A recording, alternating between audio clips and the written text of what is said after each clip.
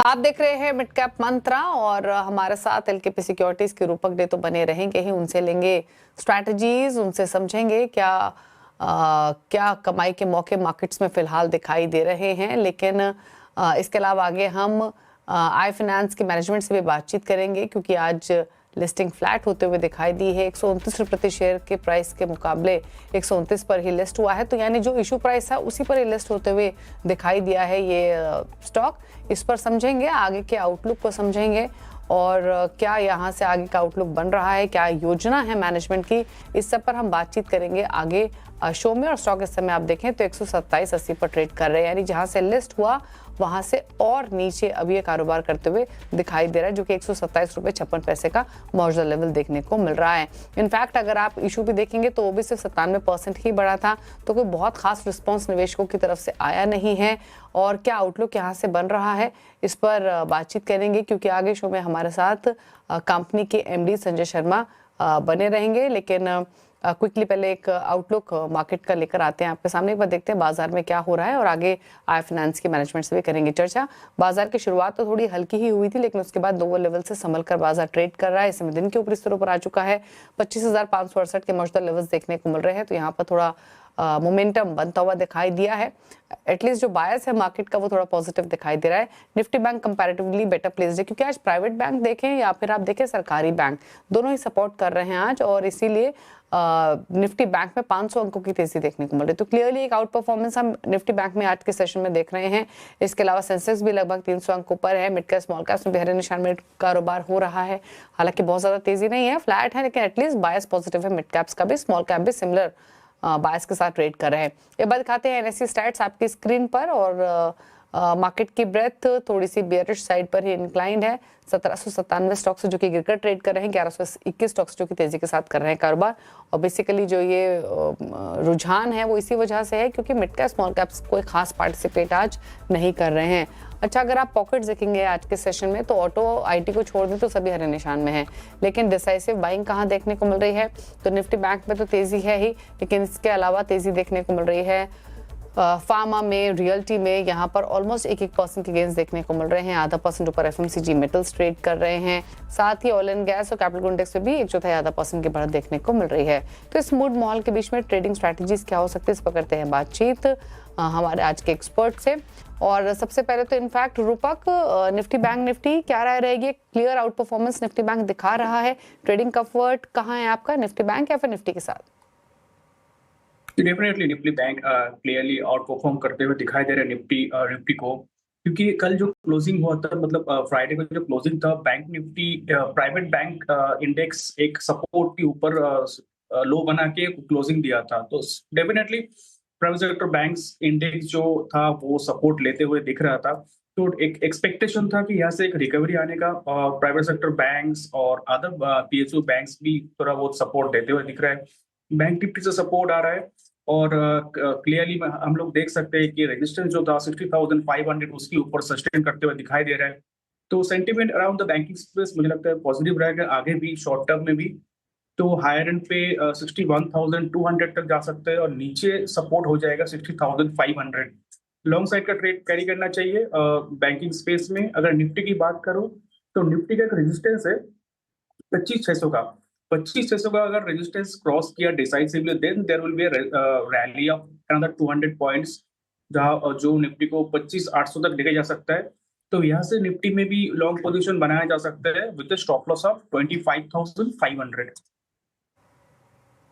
Okay, stock specific approach आपकी क्या रहेगी?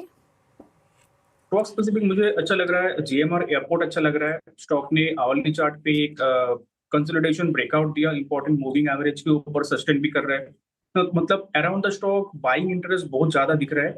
यहाँ से स्टॉक 106 रुपए तक जा सकता है ऊपर, और नीचे सपोर्ट रहेगा 95 की। ना तो 95 का स्टॉप लॉस के साथ बाई की सलाह रहेगी 100 के आसपास पर टारगेट ऑफ 106।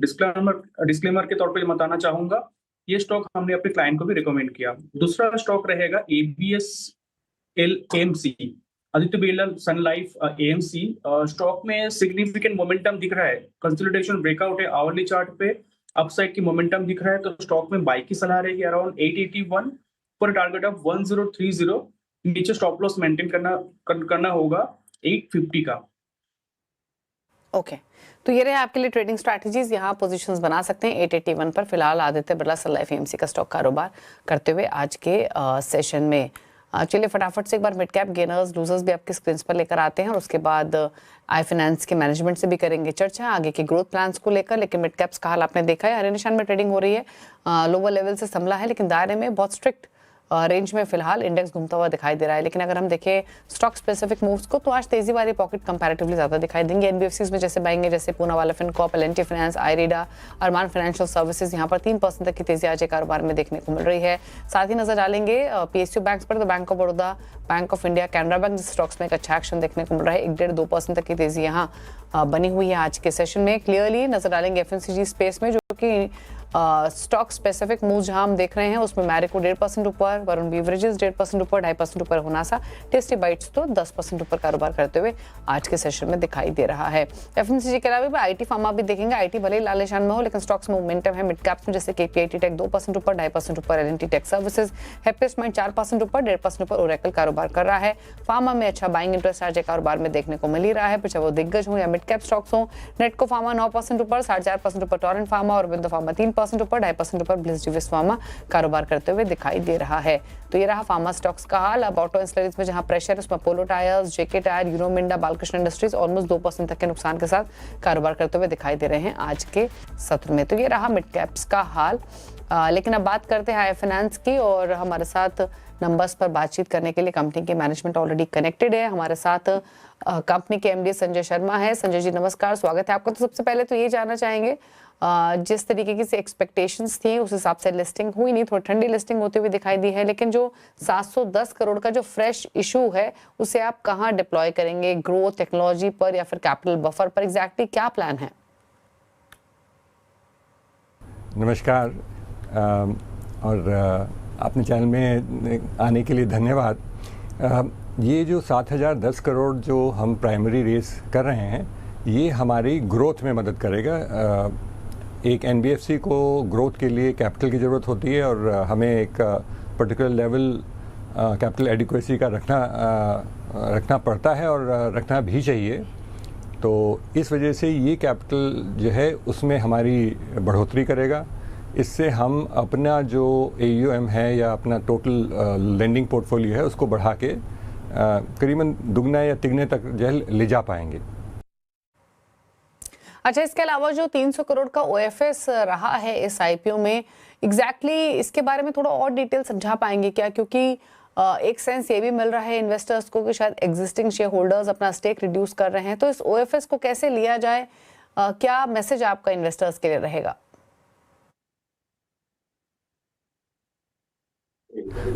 हमारी कंपनी में जो प्राइवेट इक्विटी का इन्वेस्टमेंट है वो काफ़ी बड़े इन्वेस्टर्स हैं, जैसे एलिवेशन कैपिटल है, गूगल कैपिटल है, टेमासेक ट्रस्ट है और ब्रिटिश इंटरनेशनल इन्वेस्टमेंट। तो इनके लिए अभी जो है कोई भी एग्ज़िट करने में कोई किसी की रुचि नहीं है। एक जो मेजर इन्वेस्टर हैं उन्होंने तो पूरा एग्ज़िट किया है। तो ये सब जो है इन्वेस्टर लॉन्ग टर्म इन्वेस्टर हैं जो अपने मार्केट होल्डिंग को धीरे धीरे बेचेंगे, प्रॉब्ली 1 साल 2 साल के बाद में। साथ ही में मैंने भी इस लिस्टिंग में कोई अपने शेयर्स OFS में नहीं ऑफ़र किए हैं। तो मेरा भी नज़रिया यही है कि ये कंपनी एक सॉलिड कंपनी है, अच्छा प्रोफेशनल मैनेजमेंट है, हमेशा से हमारे कंप्लायंसेस सबसे अच्छे लेवल पे रहे हैं। तो इसमें कोई मुझे तो जो है डाउट नहीं कि जो है हम इसको बरकरार रखेंगे और आगे भी अच्छा करेंगे।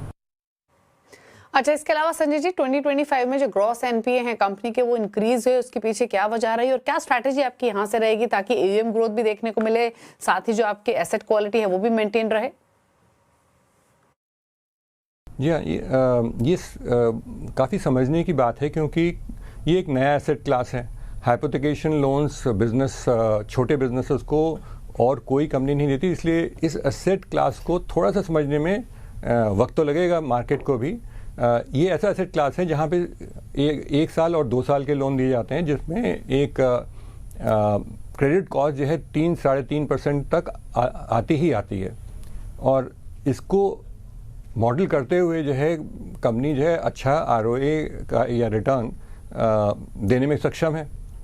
हमारा जो ग्रॉस NPA है वो थोड़ा सा बढ़ा है क्योंकि ओवर लेंडिंग की पिछली जो प्रॉब्लम थी, लेकिन मैं बता दूं कि जब पिछले 3 क्वार्टर में, अगर मैं सितंबर तक का क्वार्टर लूं तो 3 क्वार्टर में क्वार्टर बाय क्वार्टर हमारा क्रेडिट कॉस्ट कम होता चला गया है और हम काफ़ी अच्छे तौर पे क्रेडिट प्रोविजन रेशियो रखते हैं, करीबन 60% से ऊपर। तो ये भी दर्शाता है कि कंपनी को इतना कॉन्फिडेंस है कि हम पूरे अपने लॉसेस को कवर करें, प्रोविज़न करें ठीक से, और क्रेडिट कॉस्ट कम होती जा रही है और मुझे लगता है कि ये ट्रेंड हम बरकरार रखेंगे।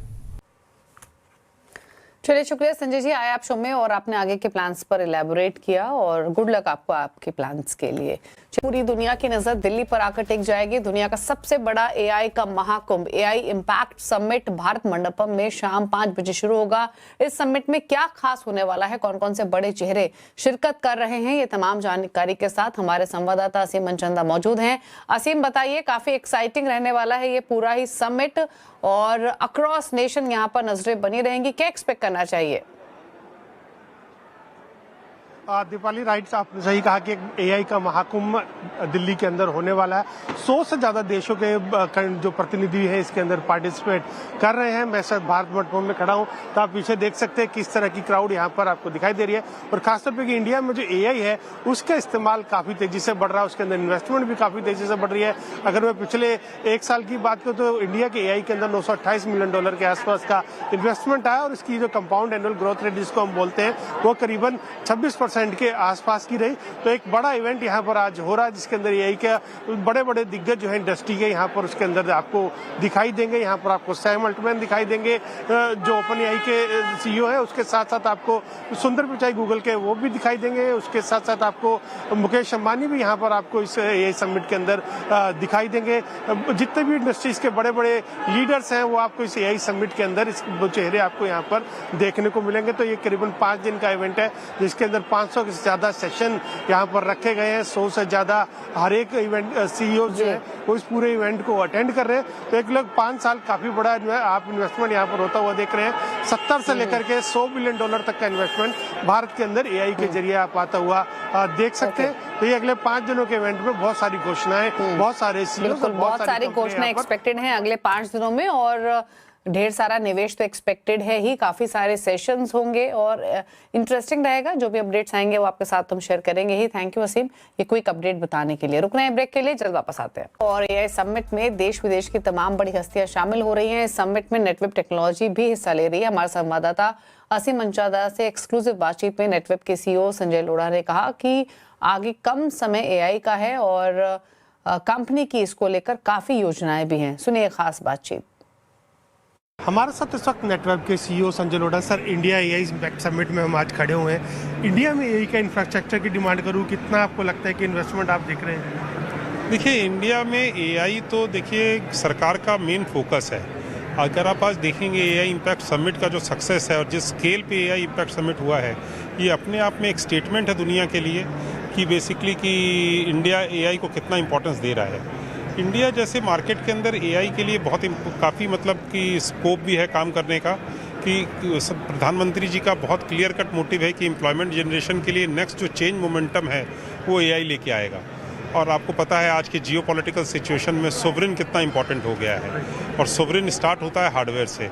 तो बेसिकली पूरा का पूरा I am very proud to let you know that India में लेटेस्ट चिपसेट पे, एनवीडिया के लेटेस्ट चिपसेट्स पे पूरे सिस्टम्स डिज़ाइन हो रहे हैं और मैन्युफैक्चर हो रहे हैं और मतलब प्रोडक्शन स्केल में आराम से पूरा इस मार्केट को हम लोग सर्व कर रहे हैं। अगर मैं आपकी कंपनी की बात करूं तो कितने % आप ग्रोथ आपकी कंपनी में AI की तरफ से देख रहे हैं? देखिए, AI हमारे, ये आपको बड़ा ही इंटरेस्टिंग सवाल है। हम 25 साल पुरानी कंपनी, AI हमारे बिजनेस का 7% होता था 2 साल पहले। लास्ट क्वार्टर में ये 48% था, जबकि हमारी कंपनी 35% के 35-40% CAGR पे ग्रो करती है। तो AI में ग्रोथ तो डेफिनेटली है। इंडिया का देखो AI मिशन जो सरकार का इनिशिएटिव है बहुत मैसिव इनिशिएटिव है। आज के दिन आप जो इंडिया के जो major service providers, Infosys, TCS, जितने भी जो हो, सारे लोग AI के ऊपर बहुत जोर से अडाप्ट कर रहे हैं और सरकार जो है सो मतलब कि AI मिशन के बदौलत सबको, जितने LLM प्रोवाइडर्स हैं सबको फ्री में GPU, सबको मतलब ऑलमोस्ट और लो कॉस्ट में GPUs दे रही हैं, जिससे एआई का काम नहीं रुके। I think that is really helping so as to boost the demand for AI. और इंडिया में देखिए सबसे इंपॉर्टेंट है कि अगर हम इंडिया में मैन्युफैक्चरिंग नहीं करेंगे, इंडिया में डिज़ाइन नहीं करेंगे, तो इंडिया फिर से वो चाइनीज़ कंपनीज़ के लिए एक मतलब कि डंप यार्ड बन जाएगा। तो सरकार बहुत अच्छे से जानती है, इसलिए सरकार हमारे को इंडिया में मैन्युफैक्चरिंग के लिए हर तरह से मदद करती है और कर रहे हैं। तो ये रही बातचीत नेटवेब के सीईओ के साथ। और भी अपडेट्स एआई समिट से आपके लिए लाते रहेंगे, लेकिन फटाफट से नजर डालते हैं खिलाड़ी नंबर 1 के अपडेट पर। इस हफ्ते मुकाबला है सेमको सिक्योरिटीज के धुपेश धमीजा, आईडीबी कैपिटल के क्षितिज सालवी और इक्विनॉक्स के पंकज रंधर। रिटर्न की स्थिति आपके स्क्रीन पर 2% के रिटर्न से ज्यादा के रिटर्न इनफैक्ट पंकज का पोर्टफोलियो दे रहा है, 1.25% के रिटर्न धुपेश लैंड कर रहा है और 1% के नेगेटिव रिटर्न क्षितिजा के पोर्टफोलियो से आ रहे हैं। इसी के साथ एक ब्रेक के उस पर देखिए न्यूयॉर्क कंपनी, जहां हम बातचीत करेंगे सीमैक के चेयरमैन संजीव अग्रवाल से। एक ब्रेक के बाद देखिए आप न्यूयॉर्क कंपनी। नमस्कार।